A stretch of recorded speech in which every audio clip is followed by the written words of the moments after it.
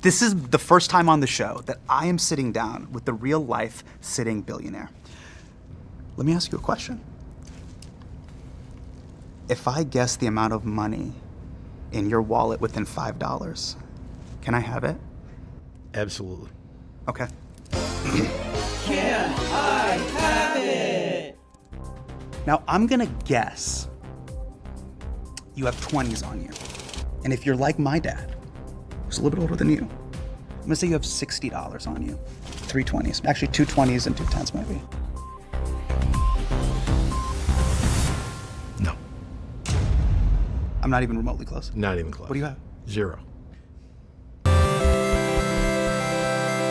Don't you live in the cashless society? Oh, don't even do. You're not Gen Z. Don't do this. I have. Wait a minute. I'm gonna tell you. I got an iPhone. I got a credit card. That's Such a flex. I don't care, you guys. Let's talk about the most vilified minority in America, billionaires. Are all billionaires evil, or just most of them? That's the question I set out to investigate with Illinois Governor J.B. Pritzker. An heir to the Hyatt Hotel fortune, Governor Pritzker is the 920th richest person in the world. And back in 2018, he spent $171 million of his own money to run for and win the Illinois governorship. But he didn't use that power to give himself a giant tax break. He actually tried to increase taxes on himself and passed a bunch of progressive legislation. So I decided to sit down with the governor to ask him why he spent the budget of a Pixar movie just to get a government job, and whether or not the only way to beat a bad guy with $1 billion is a good guy with $1 billion.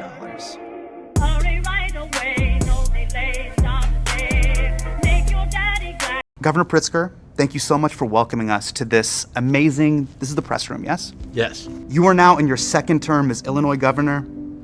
Are you planning to run for a third term? Or are you planning to walk in the great footsteps of former Illinois governors and go directly to prison? That's a great question. We looked this up. Yeah. Y'all really got the dog in you. 4 of the last 10 governors went to prison. Thank God that has not happened to me. It's something I'm trying to change the trajectory Try to avoid, of. yeah. Yeah. When I won the governorship but hadn't been sworn in yet, I went to the governor's mansion for the very first time with my family so we could see where it is that we're supposed to be moving into. Yeah. And my son and I were kind of in the museum area, and he was 14. And the book was there with all the governors in chronological order. And if you turned to the most recent page, it had the most recent 10 governors. So I said, Donnie, come on over here. I want to show you something. And he came over and I said, there's a 40% chance that I'll end up in prison at the end of this. You did this with your son? I said this to my 14-year-old. Dude, what? This is once again definitive proof. All dads are psychotic. Governor Pritzker, the reason why I took a Southwest flight here to meet with you is because you are a very interesting person in the landscape of American politics. For those of you who are watching that don't know Governor Pritzker, you have spent years fighting for working class individuals and working class values. But you're also the heir to a huge hotel empire. These two things kind of feel in conflict. You've even positioned yourself as a anti-Donald Trump. Mm-hmm. It's pretty much what you said in your DNC speech. Mm-hmm. Okay. You said, Donald Trump claims to be very rich, but take it from an actual billionaire. Huge applause. Trump is rich in only one thing. Stupidity. Stupidity! Did you get that joke from a popsicle stick? I definitely wanted to get under his skin, and apparently it worked. Because a couple days later, he went on Fox and Friends and railed against me, which I find hilarious since I'm not running against him, and he has very little impact on whether I get reelected or not. You know, he lost Illinois by 17 points both times he ran. But the reason why I brought up this point about your background is so many people on the left see billionaires, no matter how benevolent or progressive they may be or sound, they see them as an existential threat. Some of them don't even believe billionaires should exist at all. How do you personally deal with that tension between yourself, your personal background, and the party? You get what I'm saying, right? You get. I do, of course, gotcha, but okay. I honestly don't try to address what you're describing as a tension. Because the Republicans, there's no tension. They love it. I get it, but Yeah. but it's not my job to address other people's underlying biases. I think it is my job to go out and effectuate change in a positive way for everyday, ordinary Americans, right? People who live in my state because I'm the governor of Illinois. So my job is to make sure people earn more, are able to pay their bills, do better for their families, get a better education, save for retirement, hopefully save them from a global pandemic wherever you can. Yeah, and Governor Pritzker, to be fair, you are nothing like the Republican billionaires. You passed a $15 minimum wage, you ended cash bail, you guaranteed access to abortions, you legalized marijuana, and you banned assault weapons. We literally had to double check that part. I'm like, there's no way he did this. You did it. To get all of this done, Governor Pritzker, you spent over $171 million of your own personal money on your campaign. You're essentially like if Michael Bloomberg was successful at politics. Do you think it was worth it, and would you spend that type of money again? Yeah, let's start with our campaign finance system is abysmal. We need change. We don't have change now, right? We have Citizens United, which is a decision that is affecting us, has been affecting us for, I think, a couple decades now. And the result of that, just to remind you, you mentioned the amount of money I spent. Yeah. I've had 3 billionaire Republicans spend more than $200 million to try to defeat me. So the idea that I'm, buying my way into office, not fair. Because the first time I ran, many Democrats decided not to run because the billionaire governor of the state, who had been ruining the state, the Republican governor, was going to spend $100 million at least to run. But Governor Pritzker, isn't it kind of buying your way? And by the way, let's entertain that. Let's say, here's what's most important. Yeah. We had to defeat him. Sure. We had to defeat him. Yes. So you can say all you want about what it should look like. Yes. I'm telling you what the facts were, which were elected statewide leaders in the state of Illinois couldn't raise the money to run against somebody who could spend what he was going to spend. So practically what you're kind of saying is, to defeat a bad guy with $1 billion, you need a good guy with $1 billion. I don't think that's always true. I'm just saying that in this circumstance, we needed to win, and we needed someone who was going to fight for progressive values. And I said I would do that, and I did that. And so I know there are people who want to complain about the amount of money that was spent to defeat him, but you got to remember that he spent $120 plus million. And so, yeah, I mean, I spent what was necessary to win. And if I had not, this state, which had gone 2 years without a state budget, and all the social services were affected by that, literally many agencies just shut down. All of that would have continued on if he had stayed as governor. This is a philosophical question. Do you agree with Bernie Sanders that any money in politics should be eradicated and taken out? Any money? No. Yeah. Big money? Yes. We need change. We need change in the political world. And by the way, Bernie Sanders and I don't disagree on everything. It's we are both. Oh no, I don't. We both believe in a lot of similar progressive values. Yeah. I mean, I know he agrees with a number of the things that you talked about that I had accomplished. Right? Raising the minimum wage. People ought to be able to earn a living wage. Legalizing cannabis. He agrees with that too. Yeah. We could go down a whole list. Look, I don't think putting a target on some people's backs because they've earned money or made money or have money is right. I think that there are people who are wealthy who do the wrong things. Donald Trump being the perfect example of that, right? And who are wrong in their views. And unfortunately, they seem to be more prominent than people in the Democratic Party who are wealthy. And so it's easy to kind of point at them, at the right wing, at the MAGA Republicans who are wealthy, and and target them. I guess the other thing I would say is I'm a capitalist. I mean, let me be clear. I was in business before I was in government. Sure. And I believe people of their own ingenuity ought to be encouraged to go out and take some risk, to start a business, to try things, because that's what makes the world a better place, if you ask me. You can create more jobs, build the economy, and inventions come from that, right? we ought to be encouraging that. I know that there are people who don't agree with me who also call themselves Democrats. So, we may disagree on those things. But I also believe capitalism is very imperfect, right? There are things about it that really don't accomplish some of the goals that I think we ought to be all focused on, lifting up the most vulnerable. Where in capitalism is there any motivation to do that? Right. Nowhere. So you have to do something to moderate the capitalism. Maybe it's taxes. You're talking about basically pushing back on unfettered capitalism. Yes, that kind of pure capitalism. No, I don't believe in pure capitalism. I am a capitalist, though. And I guess I'm only trying to say that, there can be people like Bernie Sanders and people like J.B. Pritzker in the same political party. We have a lot of the same goals. I would just, disavow the relationship of... That any amount of money in politics is inherently corrupt. Well, you say money in politics.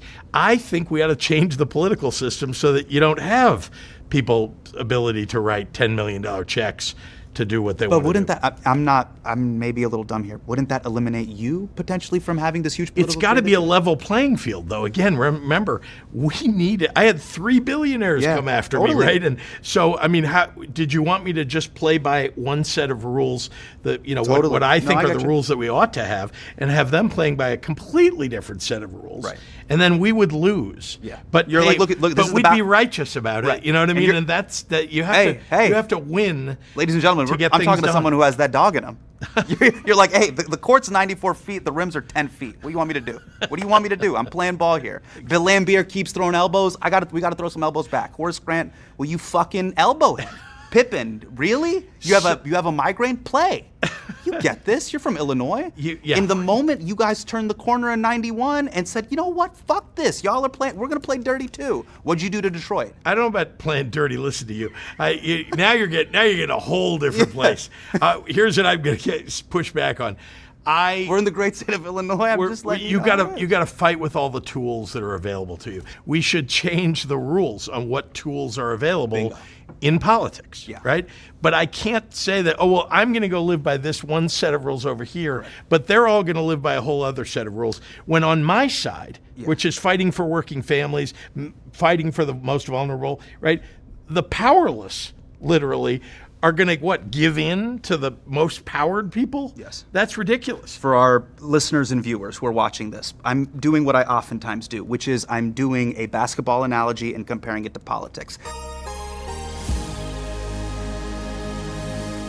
We're talking about in the 90s, they had this thing called the hand check rule. Now, the hand check rule was bad, right? But everybody hand checked. MJ got hand checked. And it limited the amount of people scoring, but you had to get around the hand check. And if the other team was hand checking, you had to hand check. What Pritzker is saying is, hey, other teams are out here hand checking. So guess what? I got a hand check too, until they change the rules. That's it. Steph doesn't get hand checked now. They took that rule out. Got to be a level playing field. Otherwise, if one team decided not to live by the rule and another lived by a rule. Yeah. Governor, I actually think this conversation that you're having is very important and that we're having. Oftentimes, the progressive movement wants their politicians to be ethical, be a good person.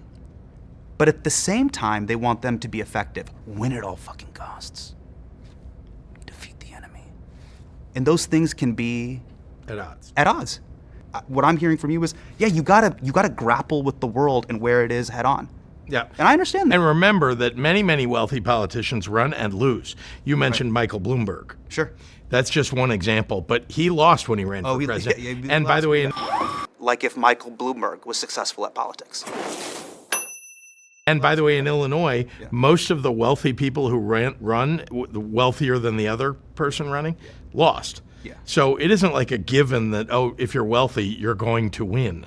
You also have to stand for the right things. People are going to go to the polls and judge you when they get in there. And how much you spent is not something, it may be something they're judging you on, but the thing they're really judging on is this person going to do more of the things that I want done than the other person? And that is why I want, again, this is about standing for the right things. If I wasn't a guy who was going to raise the minimum wage to $15, which is higher than any Midwestern state. Right. Okay. So, if I wasn't a guy who was going to legalize cannabis, which was the right thing to do for racial justice, Not just because it's a business and you can tax it, other things, reasons people want to do it, right? It's the right thing to do. Because I think in the end, if I didn't stand for the right things, there's no way I would have won.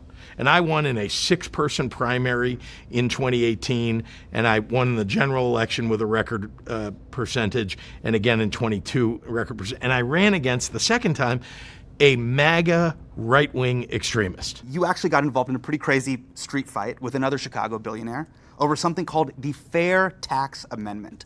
What was that all about? Well, I wanted to change the very unfair regressive tax system in the state. The income tax system was a flat tax system, which was regressive. Yes. What we need is a progressive or graduated income tax system like we have all over the country. Yes. But in Illinois, we have this flat tax. So I ran on, in 2018, the fact that I was going to go out and try to get an amendment passed. Correct. In Illinois. I did. And am I getting this right? Essentially, if you make over $250,000, you get taxed heavier, right? And you were also adding a child tax credit. Am I getting that roughly? Also lowering taxes on everybody under $250,000, just everybody. So, and in a graduated fashion. So the less you make, the bigger the tax benefit you get, and the more you make, the more you're going to pay in taxes. So that's the way it should be, in my view. By the way, and I said to everybody, listen, I want to tax me, not you. And I think, we ought to have a system in which very wealthy people, like the guy I was running against, and me, should pay more. Okay, so I ran on that and said I was going to do it. Almost immediately after I came into office, I got it passed in the legislature, meaning it would go on to the ballot. Right. Now you're fighting a public amendment, public referendum, which I did in 2020. And Governor Pritzker, while this fair tax amendment is being discussed, hedge fund psychopath Ken Griffin, not to be confused with Ken Griffey Jr., would love to have you on the show. He spends $50 million on an ad campaign against you. Yes. You spend $50 million of your money against, for this. So we have two $50 million fire hoses just bam going at each other. Yep. Now, in the end, he won. His money beat your money. Yep. So the question I wanted to ask you, Governor Pritzker, is why only $50 million? Why not 100? Yeah, it's a great question, and I think the bit, because you might think, more money would be more effective. I mean, maybe you didn't want it enough. The reality is, I worked hard for it. Trust me, I went everywhere, and I did everything that I thought I could do to win. Yes. I can tell you this: that we had two things working against us. One was it was COVID, and the way we Democrats win is we knock on doors, we make phone calls, we get our voters out. But in COVID, you couldn't really knock on doors. Right. Okay? So that got taken away from us. Yeah. The second thing was they lied consistently in their advertising. They put people up there who are clearly either actors or they're paid to say what they said, that somehow we're opening the spigot to raising taxes on everyone by doing this, which is ridiculous. Right? The whole point of it was lower taxes on people who were had lower incomes and raise taxes on people who have high incomes. Honestly, I was trying to alley-oop this to you off the glass to dunk on Ken Griffin, but well, here's what I'll say. I'm not here to. There's no gotcha. I mean this for. Trust me. This is a guy who would have paid. I have a lot of opinions about him. The highest amount of tax in Illinois. Yeah. If we had passed it, right? So he's got a financial interest in trying to defeat it. Yeah. I had hoped, and I didn't go after him personally. Yeah. I had hoped people would recognize that fact, that this, the wealthiest person in the state of Illinois is against something that would help us and help most people in Illinois. Right. What I'm trying to say is, for you, and from my understanding, you have moved through politics relatively ethically, but when you look at this, does that feel normal? 50 million versus 50 million? The system doesn't work. What we have now is a system that allows money to have way more influence than it should. Mm-hmm. And we should have campaign finance reform, right? And what we need is an amendment to the Constitution or a different Supreme Court, one of the two of those. And that's how you're going to get campaign finance reform.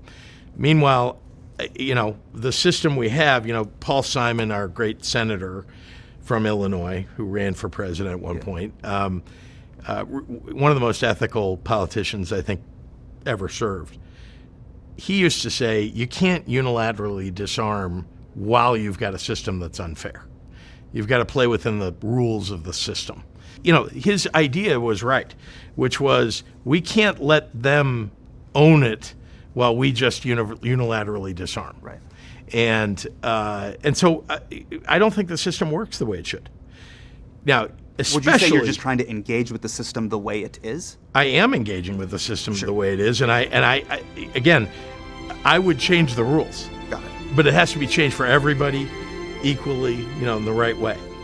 And we can do that. We can do that, but it's going to take a whole lot of work. One of the things we talk about oftentimes is affecting the world through government and affecting the world through, say, philanthropy. There's so many things you could have done with your life.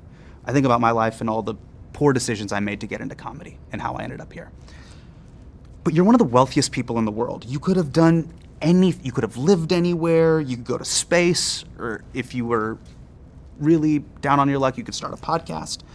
But you get up every morning, you put on a suit, you're in this government building, you have to fucking get coffee at a Keurig machine. I mean, this is the life you wanted? You want to hear suburban voters bitch about property taxes? Like, this is the life you wanted to have? Earlier Why? in this podcast, you mentioned... I'm so sorry for being very passionate, but suburban voters get very up in arms about property tax. For sure, which is something, by the way, that isn't controlled by state government. It's controlled by your local, mostly your school board. Dad, it's the school board.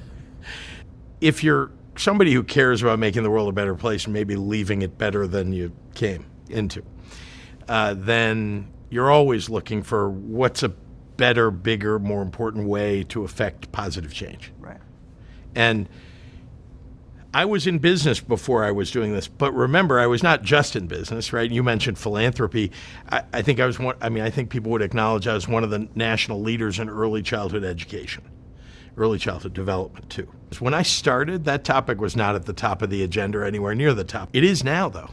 I mean, if you talk to politicians, they understand that this is a hugely important subject, that we need universal preschool, that we need, frankly, universal child care. Totally. And you hear this all the time, right? And so that was something I was hugely involved in for a quarter century before I ever ran for governor.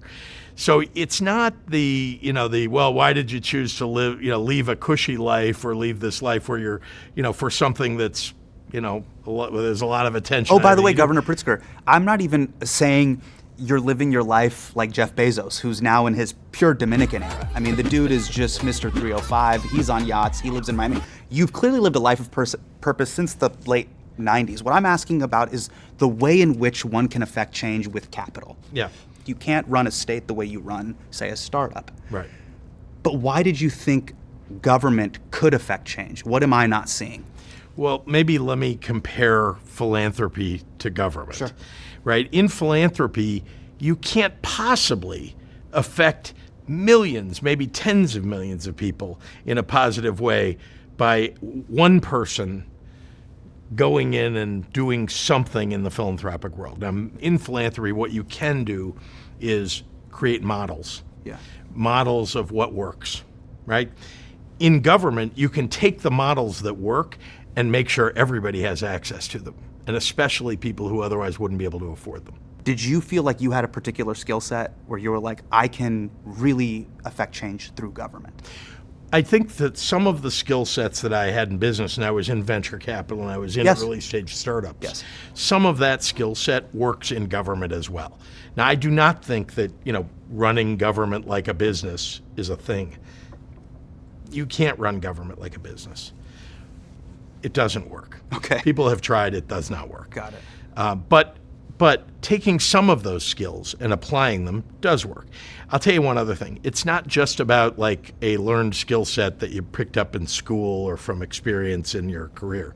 It's also, I think, about kindness. It's about, having people in government who are, first of all, following the rules. You mentioned earlier, there's so much corruption that exists in the world of government, not to mention in private sector. There's also, there are people who are not kind, and I would point at Donald Trump, and say that when they get into government, people who are not kind right? They effectuate policies that, guess what, have a very detrimental effect on people who need the most help. Yeah.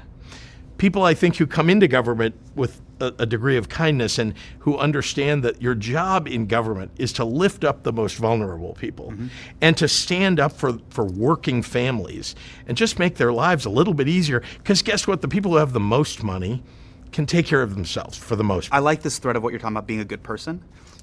You've called yourself, we actually wrote this down, you called yourself a, quote, happy warrior, okay? That's your brand. And you leaned heavily on the warrior part in your DNC speech. You said, quote, our patriotism was formed in frost and in fire, and in the steel we forged to survive both. Two questions, Governor Pritzker. Number one, how many times have you rewatched Game of Thrones? You really want to know the truth? The truth. I have not watched Game of Thrones once all the way through. Well, then number two, do What's you wrong or with anyone me? on staff own a sword? Actually, my chief of staff is a great Game of Thrones believer. Yeah. This fire stoned. Yeah. It's about Chicago. Okay. It's about Illinois. Wait, Prashanth's from Chicago. Is this an Illinois We thing? used to have. He's from. Wait, you're from Downers Grove. Sorry.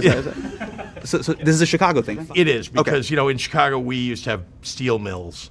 I thought you were like someone on your staff was into Renaissance fairs. I was like, I don't know what's happening. Well, I will say the person who came up with that particular line was the Game of Thrones watcher, my chief of staff. I knew it. There's a connection. I knew it. Okay, I wanted to give you this. Okay, so billionaires get a bad rap, right?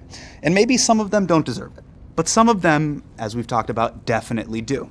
So I want to play a little game with you, Governor. Let's call it good billionaire or bad billionaire. This is rough. Yeah. I'll hold up a picture of a billionaire. Okay. And you tell me. Can't wait. Yeah. Good or bad? Good billionaire or bad billionaire? Oprah Winfrey. A good billionaire. Yeah, you have to say that. Well, she gave a great speech at the DNC, and she's an amazing performer. Yeah, because you don't want to cross Oprah. Saying I'm afraid of some of these folks, so I may call them out as good. Totally. When I you don't want her to throw a bestseller at Why your are we head. playing this game if you think that I'm going to be cowed by somebody in the list? I won't be. Go ahead. Yeah, I'm not gonna be Governor cowed Pritzker, you don't want to. You're not trying to duck any smoke. No, go ahead. Let's see. All right, Rupert Murdoch. Oh, bad billionaire. Do not speak ill of the undead. How dare you? I'm sorry, but it's just. Congratulations, you got hexed. Ken Griffin. This photo's intense, by the way. This is an intense photo. This photo's He's been against virtually everything that I care about. Okay. But if a definition of a bad billionaire is someone I disagree with intensely, he's a bad billionaire. Rihanna. Good billionaire. Of course. I mean, We're a democracy, but we love our queen. we do. Thomas Pritzker. It's good. Karen Pritzker, your cousin. Good. Daniel Pritzker, your cousin. Good. Anthony Pritzker, your brother. Great. Was that a category? Great. Penny Pritzker, your sister. Good. You're looking for me to go after family members? J.B. Pritzker. Well, I mean, in the eye of the beholder, isn't it? Governor Pritzker. Listen. Okay. Who's the Shiv, Roy? Karen or Penny? Okay, all right. Tony is Kendall. Absolutely not. You're Connor. No. Thank you. That is really terrible. I want you to know, actually, this His staff is this loving entire it, generation Shua. are great people. Capital L, loving it. This will be used at an internal meeting. The laughs we had. Governor Pritzker, it was an honor forging this in the fire with you. Thank you. Appreciate you. Appreciate you. Governor Pritzker, ladies and gentlemen. That was such a government applause break. Just a real. That was like my dad's retirement party when he retired. I hope you're not going to play that applause because it seems like I got no applause we at gotta all. play- we I gotta mean, play come this on. one. Let's see how loud you can. There we go. discovered big. Now they're doing it. No delay. I'm busy, Scott, and I told you to go to hell.